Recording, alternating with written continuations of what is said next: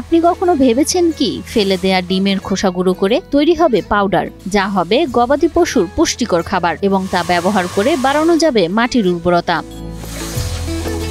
হ্যাঁ, সত্যি তাই। ডিমের খোসা থেকেই তৈরি হচ্ছে জৈব সার ও পশুর খাবার, পোল্ট্রি মৎস্য খাতের ক্যালসিয়াম সম্পন্ন পাউডার। এই পাউডারটা আপনার জমির মাটির জন্য একান্তভাবে মাটির ক্যালসিয়াম। আর ফেলে দেওয়া ডিমের খোসা থেকে এই পাউডার তৈরি করে তাক লাগালেন বেলাল মোল্লা নামের এক ব্যক্তি।